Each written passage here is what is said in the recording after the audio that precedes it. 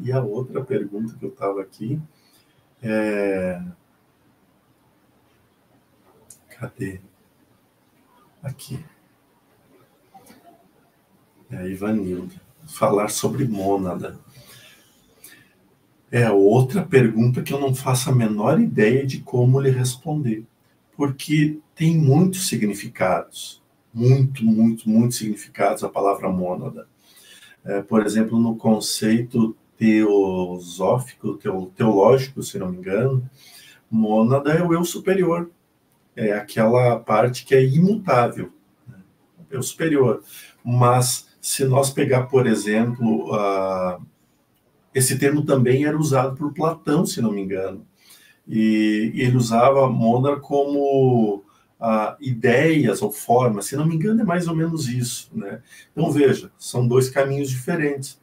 Agora, o mais interessante, por exemplo, é na biologia, é um micro-organismo, ele é um negócio pequeno, né? Por exemplo, especialmente um protozoário, né? Um negócio, se não me engano, pelo que eu lembro é mais ou menos isso. E então mônada tem que ver do que nós estamos buscando a palavra mônada. Por isso que eu não uso esses termos assim, mas isso é ignorância minha, Ivanilda, sabe? É ignorância minha. Mas quando as pessoas falam de mônada, eu imagino como aquela parte interior de mim que busca constantemente a perfeição, o Criador, ou seja, aquela parte imutável, aquela parte que não se transforma. Então, meu eu superior talvez seria algo assim, pelo menos é como eu vejo, mas, para ser bem sincero, nem sei se eu entendo muito o que é mônada, minha querida Ivani. Pois é, essa coisa de criar termos, às vezes, tem uma função no sentido de alguém querer explanar, né, sobre algo que já existe na literatura, mas ele quer dar um significado um pouco diferente, né? Então, às vezes tem essas coisas. E eu vejo esse termo ser usado, especialmente nos canais de internet, né, de uma maneira geral, esses que são mais esotéricos ou têm um conhecimento mais de uma espiritualidade ampla, como usa a Helena Blavatsky, né, na escola teosófica, porque isso que você falou é realmente a questão teológica, né, na teologia, que é o estudo do espírito. Então, mônada tem um significado de ser espírito, né? Podia usar a palavra espírito, por exemplo, em vez de usar mônada. Mas na teoria da Helena Blavatsky, que é essa teosófica, né, tem uma questão da criação do espírito. Aí ela cria esse espírito que acabou de ser recém-criado, ela utiliza essa palavra mônada, né? E aí, baseado nessa teoria dela, tem um monte de pessoas que desenvolvem uns desdobramentos disso, que as mônadas são criadas de 12 em 12, que são criadas de 144 em 144, e que aí as mônadas que foram criadas contigo são almas irmãs, que vocês nunca vão se separar, blá, blá, blá. E aí eu acho que começa uma especulação, sabe? Uma coisa que vai para esse lado que incomoda o Jordelei, e eu vou confessar que me incomoda também, que é como se fosse essa... bobajada, eu vou falar essa palavra porque me veio na cabeça, essa bobajada de alma gêmea, né? Gente, o que Jesus veio e falou para nós? Vocês são todos irmãos. Pronto, vocês são todos irmãos, vocês são todos filhos de Deus. Nós viemos da mesma mônada que chama Deus. Se a gente simplificar assim, não fica mais fácil? Pronto. Eu não tenho que sair caçando os 12 da minha mônada, entendeu? Eu tenho que entender assim, todo mundo que está à minha volta e tem espírito é filho de Deus, é do mesmo Deus, então sou irmão dele. Acabou. Acabou. Até porque essa história de alma gêmea, assim, o papinho furado, né? O papinho furado, porque tem, cara, como que eu vou ter alma gêmea, né? Se a gente estudar a Gênese, a gente vai ver que ninguém nasce junto, e mesmo que nascesse junto pode ser diferente, né?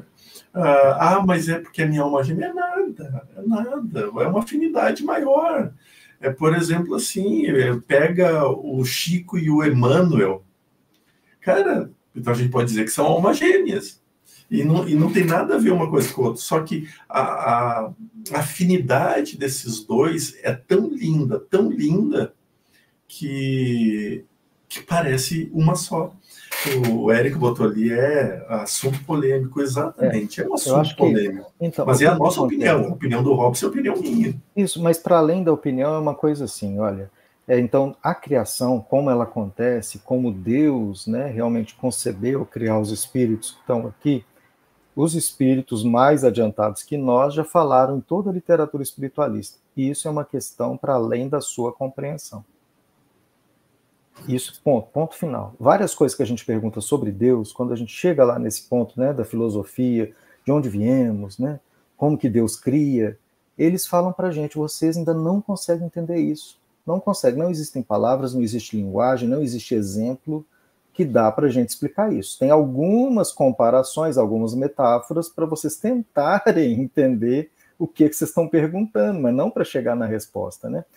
E essa questão, então, da criação é uma delas. E aí, o que eu vejo? Eu vejo que aí essas perguntas que têm respostas parciais tem um lado nosso egóico, tem um lado nosso muito ainda de apego mesmo, né? A querer saber ou a querer determinar coisas que fica tentando desdobrar intelectualmente uma coisa que está para além do nosso intelecto, né? E aí começa a ter umas teorias que a gente vê que é pura projeção da pessoa, ou que é puro apego da pessoa a querer dominar aquilo ali. E às vezes eu vejo muito isso, essas teorias de mônadas, por exemplo, para separar coisas, para falar assim, o nosso grupo tem pessoas mais adiantadas, ou eu achei minha mônada, então a gente tem uma afinidade tão grande que a gente está criando coisas excepcionais, sabe? E por aí vai, sabe? E aí eu acho que a gente tem que ser bem mais humilde aí nesse troço.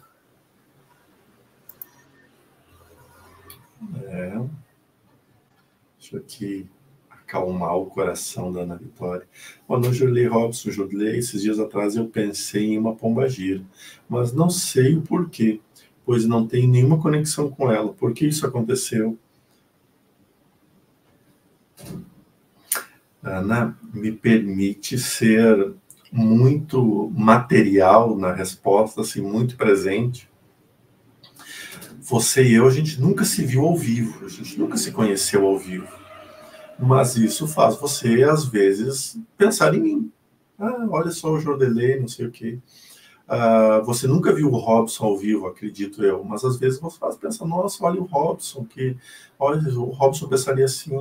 Ou seja, a gente tem contato toda hora com tanta gente, com tanto espírito ao redor, que qualquer médium pode conectar nome digital, nome final.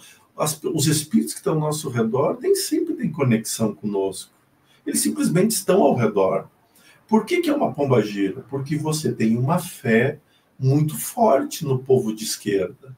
Você, por exemplo, eu vejo pelos teus comentários muito esse teu trabalho, teu conhecimento de Exu, de pombagira. Então é natural que você esteja com os radares ligados. Então, quando eles aparecem, você capta a energia deles. E captando a energia deles, vem os nomes.